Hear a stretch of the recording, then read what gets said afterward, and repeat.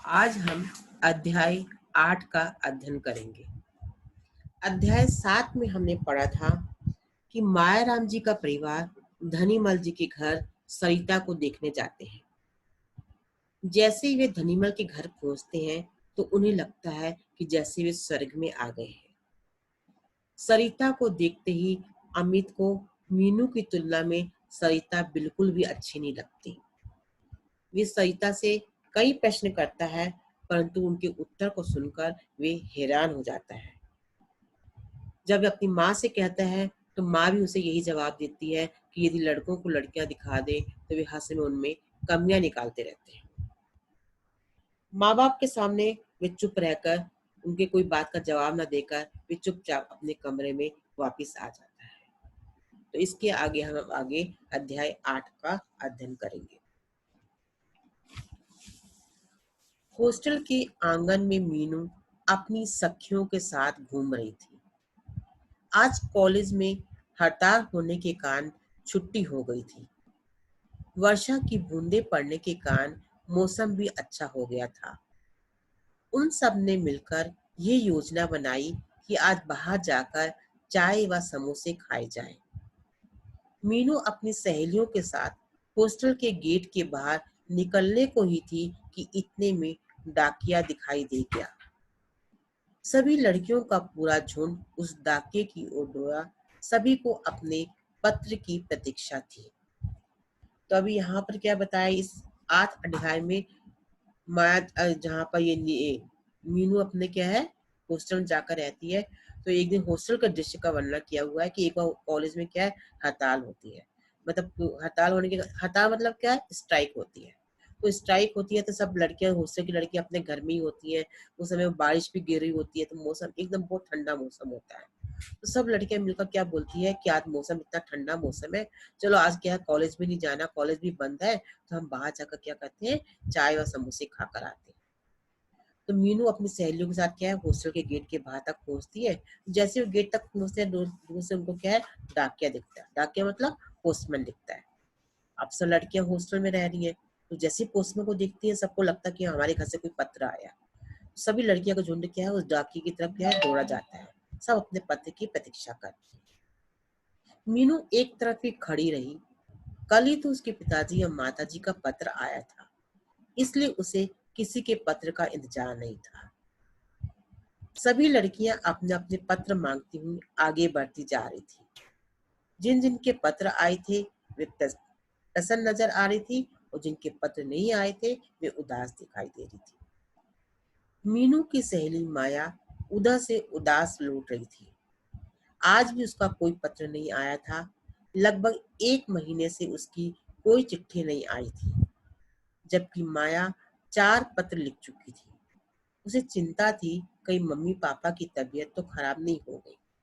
तो अभी आगे बताया है कि जब सब लड़कियों का झुंड क्या पोस्टमैन की तरफ दौड़ा जाता है, अपने पत्र का इंतजार करता है, तो मीनू एक साइड में खड़ी रहती है। क्योंकि कल ही उसके पिताजी माताजी का पत्र आया था, उसने कहा था नहीं आज इतनी जल्दी तो नहीं आ सकता, इसलिए उसके पत्र के इंतजार नहीं थी। अब जिन जिन लड़कियों को उनके घर के पत्र मिले सब लड़कियां खुश हुई, परंतु जो मीनू की सहेली माया है वो बहुत उदास नजर आई थी। तो मीनू को भी अपनी सहेली की अंदर की फीलिंग मालूम पड़ गई कि मीनू अपने घर में 3-4 बार पत्र लिख चुकी है, तो माँ बाप का कोई रिप्लाई नहीं आया। तो माया ये चिंता कर रही थी कि मेरे माँ बाप क्या मेरे पत्र का इंतजार नहीं कर रहे, कहीं उनकी तबीयत ठीक तो नहीं है। तो इस चिंता में क्या वो उदास हो जाती है। मीनू माया की परेशानी भली भांति समझ रही थी। वे जानती थी कि बाहर हॉस्टल में माता पिता से अलग रहकर सिर्फ चिट्ठियां ही तो एकमात्र सहारा रह जाती हैं। माया को प्रसन्न करने के लिए मीनू ने चुटकुले सुनाने शुरू कर दिए। उसकी मजाक भले चुटकुले व बातें सुनकर माया के चेहरे पर हंसी झलक आई।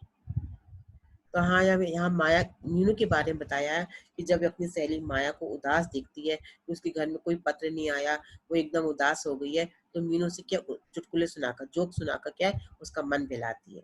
तो मीनू के चुटकुले सुनकर क्या है माया के चेहरे पर हंसी आ जाती है। मतलब मीनू अपनी सहेली को हर समय खुश देखना चाहती थी। अभी वे सभी सखियां बाहर जाकर चाय समोसे खाने की सोच ही रही थी कि इतने में वर्षा की बूंदें तेज हो गई। वर्षा में बाहर निकलना उन सब ने ठीक न समझा। तभी उन्होंने कैंटीन के नौकर को बुलाकर उससे हॉस्टल से बाहर वाली कैंटीन से चाय व समोसे मंगवाए। तो पहले भी हमने क्या पढ़ा कि सब लड़कियां जब क्या कॉलेज में स्ट्राइक होती है, सब बोलती है हम बाहर जाकर समोसे खाने चाय पीने जाते हैं। जैसे वो गेट के बाहर निकलती है, पहले तो पोस्टमैन मिल जाता है। फिर जब तक पोस्टमैन से पत्र वत्र लेकर उन लोग देखना शुरू करती है, इतने में वर्षा तेज हो जाती है। तो बारिश तेज होते होते उन्होंने क्या बोला कि अभी हम तो बाहर निकलना मुश्किल है। तो हॉस्टल की कैंटीन में क्या वो नौकर को बुलाकर कहती है कि कैंटीन से चाय और समोसे वो लोग मंगवा लेते हैं। सभी लड़कियां बरामदे में बैठ गई। अब इंतजार था चाय व समोसे का। सभी की निगाह गेट की ओर ही थी कि कब नौकर चाय समोसे लेकर आएगा। तभी अचानक एक टैक्सी आकर रुकी। उसमें से एक सुंदर सी लड़की उतरी। पास आने को पता चला कि वे मीनू की घनिष्ठ सहेली नीलिमा थी। नीलिमा को पहचानते ही मीनू खुशी से उछल पड़ी। तुरंत ही अपनी कुर्सी से उठकर वे नीलिमा के गले जा लगी। आज कितने दिनों के बाद वे अपनी प्यारी सखी से मिली थी। इतने में ही नौकर चाय समोसे ले आया। चाय समोसे देकर नीलिमा बोल पड़ी, अरे वाह, ऐसे मौसम में चाय समोसे, बस मजा आ गया। तो आगे क्या बताया है कि अभी सब लड़कियां क्या कैंटीन के बाहर बैठ के अभी चाय का इंतजार कर रही थी कि हाँ नौकर आपको चाय समोसे लेकर आएगा। तो अचानक क्या है, एक टैक्सी आकर रुकती है। तो सबकी निगाह जाती है टैक्सी में कौन आया है। तो दूर से तो पहले मीनू पहचान नहीं पाती, जब जैसे पास में आती है उसको लगता है, उसको क्या दिखता है कि उसकी सहेली क्या है, नीलिमा आ रही है। ये नीलिमा कौन थी? मीनू की मीरापुर की सहेली। तो जैसे ही मीनू देखती है उसकी घनिष्ठ मतलब पक्की सहेली जो फास्ट फ्रेंड जो है वो आई है, तो उसको देखती हुए खुशी से उछल पड़ती है और तुरंत ही अपनी कुर्सी से उठकर वे मीनू को गले लगा लेती है। क्यों क्यों गले लगा रही है? क्योंकि उसको लगता है कि उसकी सहेली से कितने दिनों बाद मिल रही है। इतने में क्या है, अभी वो गले मिल रहे हैं, आपस में प्यार से बात कर रहे होते, इतने में नौकर चाय समोसे ले आता है। चाय समोसे देखकर नीलिमा बोलती है, अरे वाह, इतने अच्छे मौसम में तो चाय समोसे खाने का मजा ही कुछ और है। नीलिमा का हॉस्टल की ओर सहेलियों ने भी स्वागत किया और मीनू ने तो स्वागत किया ही किया। बाकी हॉस्टल की जितनी लड़कियां, सबने भी नीलिमा का अच्छी तरह स्वागत या वेलकम किया। कितना अच्छा लग रहा था उसे, कितना अपनापन था सब में। ये सब कल्पना करके ही नीलिमा का दिल प्रसन्नता से प्रफुल्लित हो उठा। चाय पीने के बाद मीनू नीलिमा को अपने कमरे में ले गई। कमरे में पहुंचने पर नीलिमा ने अपना पर्स खोलकर एक कार्ड निकाला और मीनू को दिया। ये कैसा कार्ड है? मीनू ने पूछा। तभी चाय पीकर मीनू अपने नीलिमा को कहाँ ले आई? अपनी सहेली को अपने हॉस्टल के कमरे में ले आई, जहाँ पर मीनू का रूम था। वहां पर वो नीलिमा को ले आई। दोनों ने खूब बातें करी। बातें करते करते नीलिमा ने अपने पर्स से एक कार्ड निकाला। वो कार्ड क्या था? नीलिमा की शादी का कार्ड था, जो वो अपनी सहेली मीनू को देने आई थी। तुम स्वयं ही खोलकर देख लो ना, नीलिमा ने कहा। मीनू ने खोलकर देखा तो नीलिमा की शादी का कार्ड था। अरे ये तो तेरी शादी का ही कार्ड है, तूने अभी तक बताया नहीं। हाँ, मैं तुझे सरप्राइज देना चाहती थी। तुझे शादी में जरूर आना है। यदि तू शादी में नहीं आएगी, मैं तुझसे कभी बात नहीं करूंगी। तो मीनू क्या नीलिमा को बोल रही है, तूने मेरे को पहले क्यों नहीं बताया कि तेरी शादी, तूने मेरे को तो कुछ बताया ही नहीं। नीलिमा बोलती, मैं तुझको सरप्राइज देना चाहती थी कि तुझे मेरी शादी में जरूर आना है। अरे ऐसा कैसे हो सकता है? मीनू बोली, तू ही मेरी एकमात्र सहेली है, जिसको कि मैं अपना सब कुछ समझती हूँ। तुझसे ही मैं अपने दिल की हर बात कह सकती हूँ। ऐसा तो हो ही नहीं सकता कि मैं तेरी शादी में ना आऊं। देख मीनू, कुछ दिन पहले आना है। कुछ काम नहीं कराएगी क्या मेरा? नीलिमा ने कहा। मीनू ने उत्तर दिया, हाँ हाँ, क्यों नहीं, तू जब कहेगी तभी आ जाऊंगी। तभी एक क्षण रुकते ही, अरे ये तो बता नीलिमा, लड़का कहाँ का है, क्या करता है, कैसा है? तो अभी तक मीनू आपस में यही मतलब बोल रही कि मेरी शादी, नीलिमा बोल रही है कि मेरी शादी में जरूर आना। तो कहती मैं जरूर आऊंगी। तो इतने में क्या है, मीनू का अचानक क्वेश्चन करती है कि अभी हम आपस में ये सब बात कर रहे हैं, पर ये तो बता कि यहाँ भी लड़का है कौन, कहाँ रहता है, कैसा है? तो उसके अपने लड़के के बारे में तो मेरे को बताया ही नहीं है। इतनी सारी बातें एक साथ ही पूछेगी क्या? नीलिमा ने कहा। लड़का मेरठ का ही है। इनकी अपनी फैक्ट्री है। काफी पैसे वाले आदमी है। उनका नाम सुरेंद्र है। देखने में बहुत स्मार्ट है, रंग भी साफ है, नाक नक्श भी अच्छे हैं। अपनी बात खत्म करते हुए नीलिमा बोली, अच्छा देख, इतनी सारी बातें मैंने बता दी, अब और क्या पूछना चाहती है? तो अभी तुम्हारे मतलब क्वेश्चन का एक आंसर भी है कि सुरेंद्र के बारे में परिचय पूछा गया क्वेश्चन में। इस सुरेंद्र को नीलिमा का जो जिसके साथ रिश्ता हुआ था उसका क्या नाम था, उसका परिचय दीजिए। तो नीलिमा के पति का नाम क्या था? सुरेंद्र।